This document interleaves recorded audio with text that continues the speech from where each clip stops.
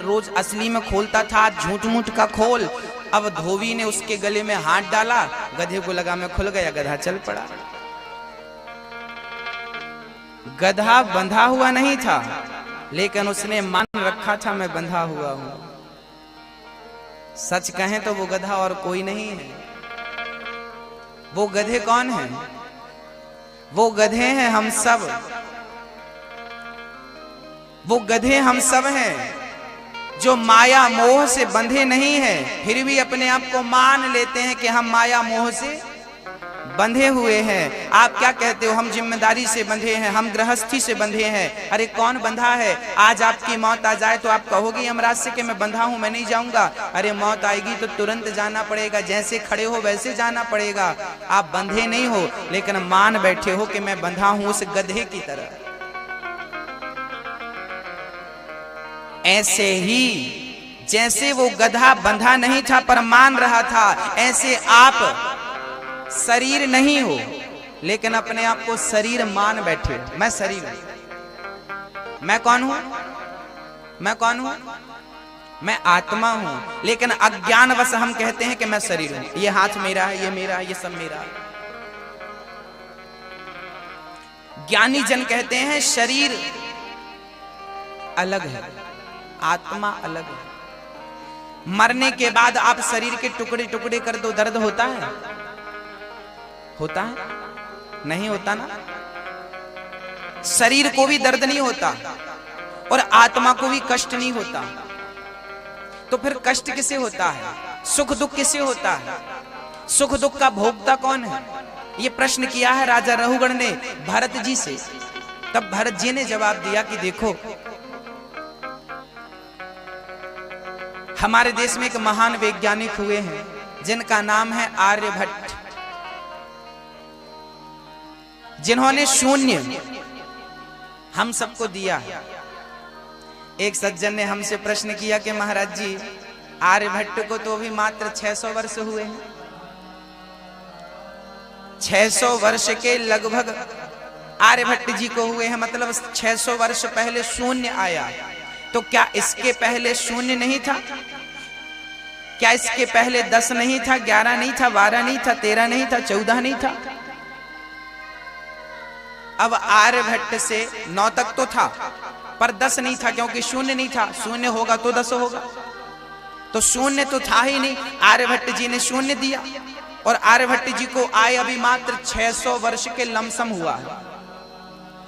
तो फिर 18 पुराण तो हजारों साल पहले से था। 18 पुराण, तो 18 पुराण पहले से थे, तो फिर 9 के बाद 10 कैसे हुआ बिना शून्य के? 11 कैसे हो? 18 तक संख्या कैसे होगी? तब समाधान है, आप लोग बहुत सारे, आप में से 99 नहीं, मैं 100% लोगों को कहूंगा, आप में से 100% लोग इस बात से परिचित नहीं हैं कि आर्यभट्ट के पहले भी शून्य था, लेकिन वो लिखित में नहीं था। आर्यभट्ट जी ने जो शून्य दिया है वो लिखित में दिया है, 0। ये शून्य अंक थे। नवमी, दसवीं, एकादशी, द्वादशी, त्रयोदशी, चतुर्दशी, ये तिथियां जब से सृष्टि बनी है तब से तिथियां हैं। तो तिथियां, नवमी के बाद क्या आती है?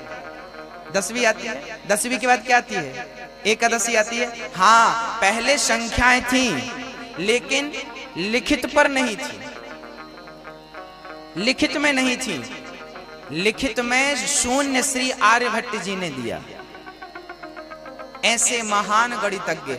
एक सज्जन हमसे बोले कि आर्यभट्ट के बाद ही ये वेद पुराण लिखे गए, क्योंकि उसके पहले तो 10 था ही नहीं। हमने कहा भाई ये सब पहले लिखे गए। आप आर्यभट्ट की जीवनी गूगल पर सर्च करिए तो आपको पता चलेगा कि आर्यभट्ट जी के पिताजी ने अपने पुत्र को, मतलब आर्यभट्ट को बोला था, बेटा तू भी पुराण का अध्ययन किया कर, वेद पुराण पढ़ा कर। तो मतलब पुराण का नाम आया है तो उनके पहले भी पुराण थे, मतलब पुराण थे तो 18 ही रहे होंगे।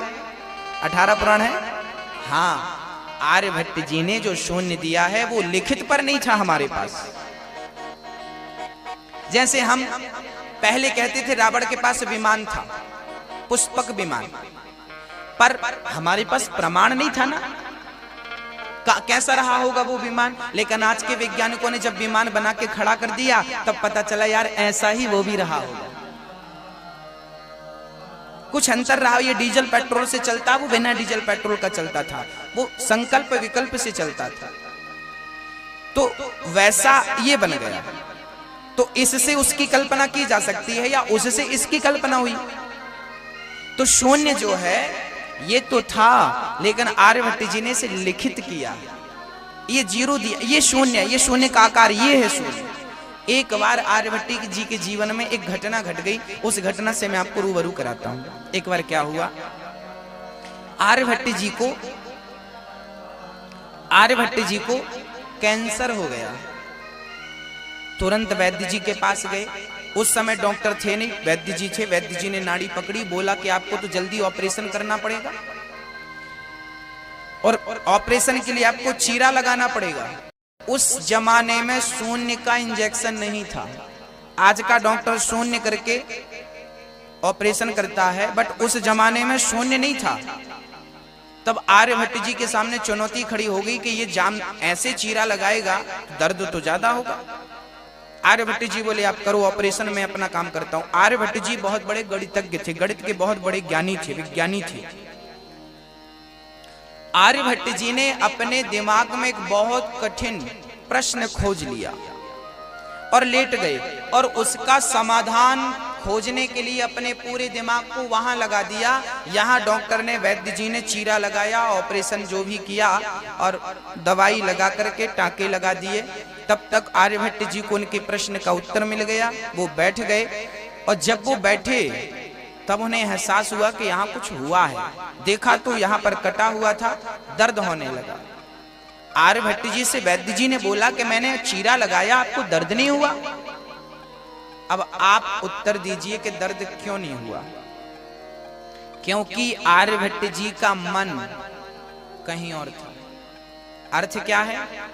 शरीर को सुख दुख नहीं होता, आत्मा को सुख दुख नहीं होता, फिर सुख दुख किसे होता है? बोले मन को। मन यदि शरीर में है तो सुख दुख होगा, और मन शरीर में है ही नहीं तो सुख दुख व्यापेगा ही नहीं। आर्यभट्ट जी का मन वहां पर था, सवाल के आंसर में, उत्तर में, पूरा दिमाग वहां था। यहाँ क्या चल रहा है पता नहीं। कभी कभी आपने महसूस किया होगा, आपके शरीर में दर्द है, सर पर दर्द है, कमर में, पांव में, आपके शरीर में दर्द होता है और कभी थोड़ी देर के लिए आपका मन कहीं और लग जाए तो आपका दर्द गायब हो जाता है। ऐसा होता है, प्रैक्टिकली होता है। दर्द तो था लेकिन मन लग जाने से दर्द का पता नहीं चलता। क्या अर्थ है?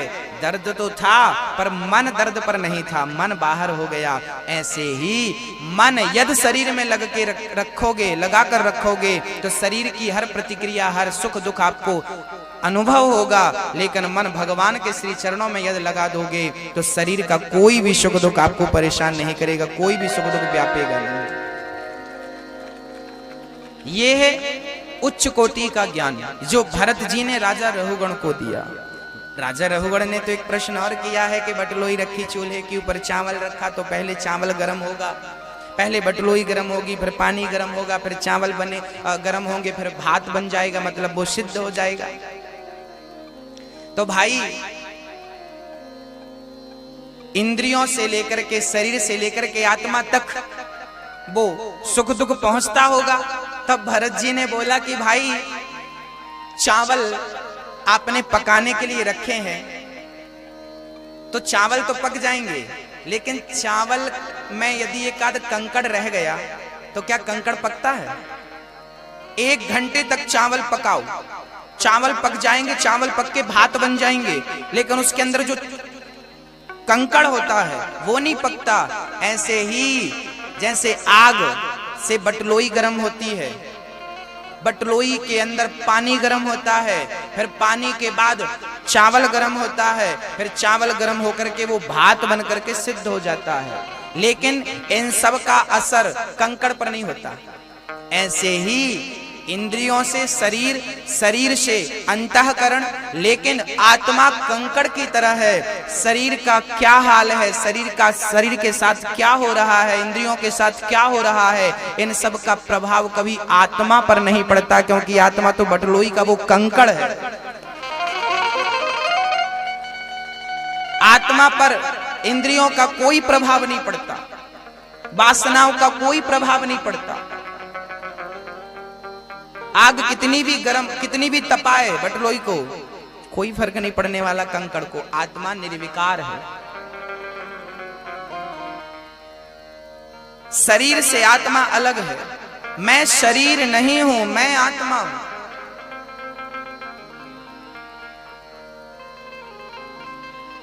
गाड़ी और ड्राइवर, ये ऑटो जा रही है। अब आपको रोकना हो तो क्या बोलेंगे? ऑटो। ऑटो ने नहीं सुना, ऑटो वाले ने सुन लिया। मैंने बुलाया किसे?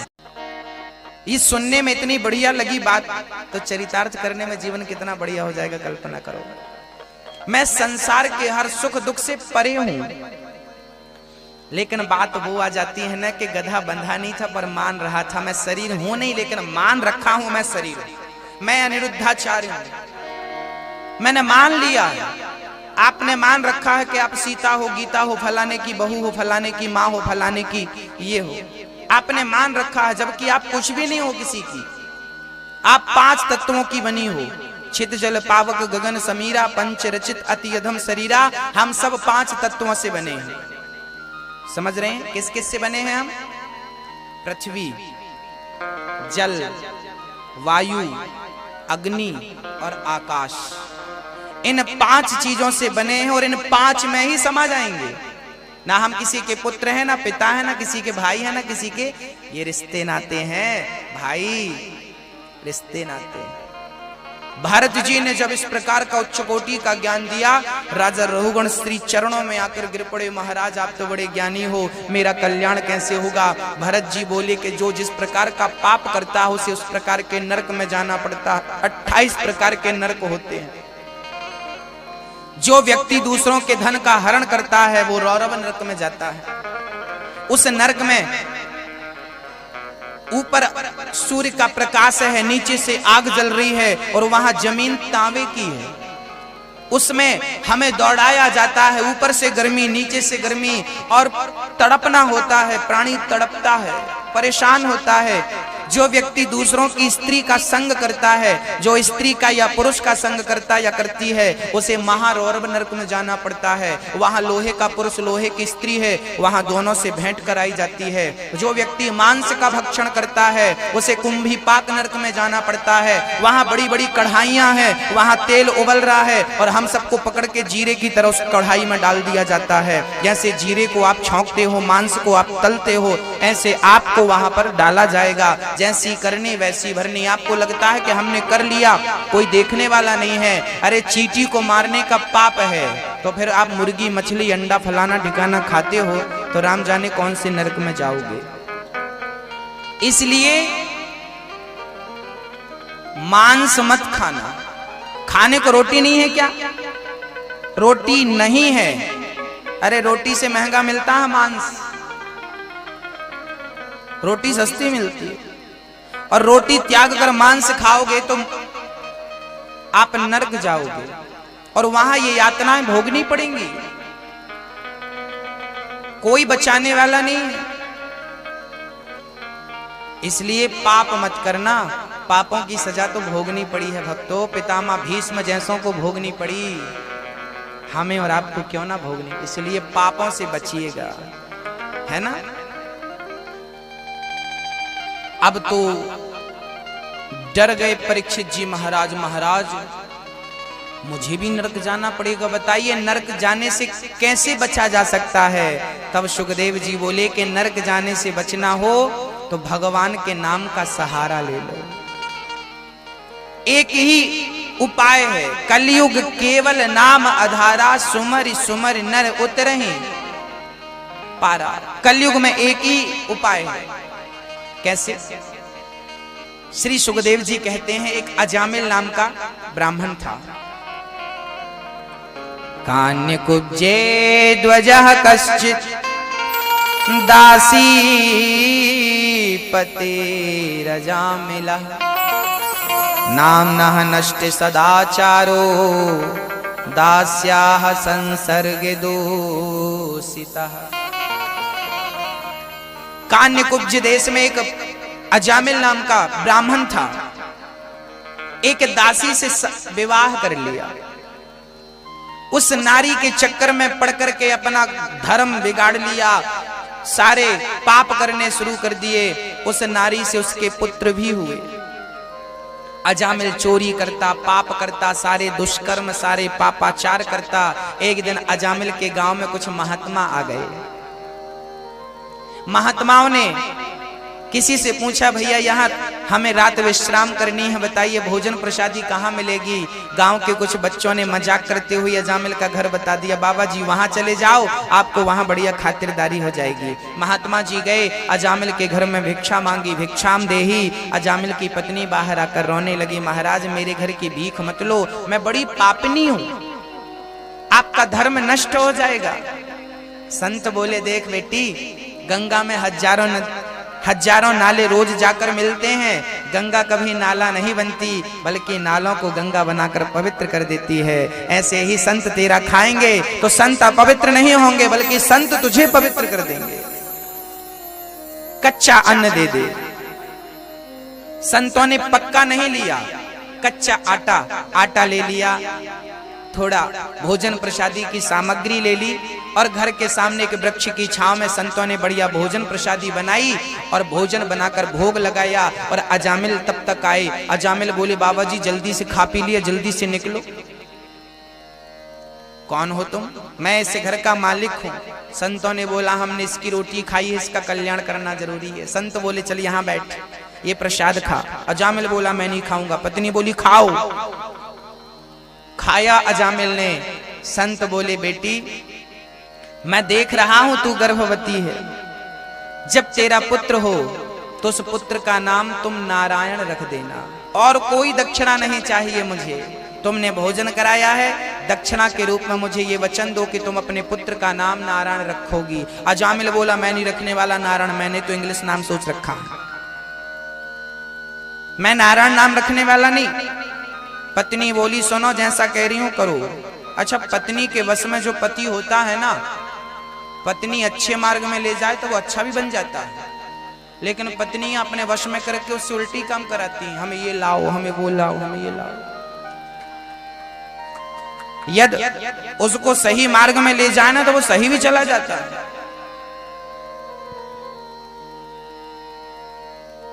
अजामिल की पत्नी ने कहा कि तुम जो महात्मा जी कह रहे हैं करो, ठीक है।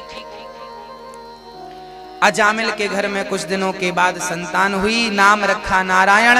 अब नारायण से ज्यादा प्रेम हो गया अजामिल को। बेटा नारायण यहाँ आओ, बेटा नारायण पानी लाओ, बेटा नारायण भोजन लाओ, बेटा नारायण नारायण नारायण नारायण, दिन भर नारायण जपने लगा अजामिल। एक दिन अजामिल की मौत आ गई। अजामिल ने जब देखा यमदूतों को, वो उसके करीब आकर के फांसी का फंदा डाल करके उसे खींच रहे थे, तब अजामिल डर गया और अजामिल ने डर करके अपने पुत्र को पुकारा। दूरे क्रीडन का सक्तम पुत्रम नारायणा वयम प्लावितेन स्वरेणोच्चैराजुहावाजितेन्द्रियः। पुत्र पुत्र मुझे बचाओ। बेटे को बुलाया, नारायण नारायण बचाओ। अरे बेटे को बुलाया, बेटे ने नहीं सुना, परमपिता परमात्मा ने सुन लिया और विमान भेज दिया। विमान जब आया, यमदूतों को भगवान के पार्षदों ने मार करके भगाया। यमदूत बोले, से कहां ले जा रहे हो? ये तो पापी है। पार्षद गण बोले, देखो ये पापी नहीं है, इसने मरते समय भगवान का नाम लिया, इसलिए इसकी मुक्ति हो गई। पार्षदों ने कहा, इसने बेटे का नाम बुलाया है, भगवान को नहीं पुकारा, इसने बेटे का नाम नारायण रखा है। तब पार्षदों ने कहा कि इसके बेटे का नाम नारायण तो आज से पड़ा है, मेरे भगवान का नाम नारायण तो अनादि काल से है, इसलिए इस नारायण को बुलाया, उसने सुन लिया। इसको पुकारा, पेड़ की जड़ में पानी डाला, नीचे पानी डाला तो ऊपर के पत्ते भी हरे भरे हो गए कि नहीं? ऊपर तक पहुंच गया कि नहीं? हाँ, नीचे वाले को याद करो। कहते हैं नीचे के माता पिता की सेवा करो तो ऊपर के माता पिता की सेवा हो जाती है। उस परमात्मा को अजामिल ने देखा कि एक बार नारायण का नाम लिया तो ये प्रभाव है, और जीवन भर जपा होता तो पता नहीं कौन सी गति मिलती। अजामिल बोले मेरे घर में संत ना आए होते और नारायण का नाम ना रखा होता पुत्र का तो आज मुझे सीधा नरक जाना पड़ता। इसलिए कहते हैं संत मिलन को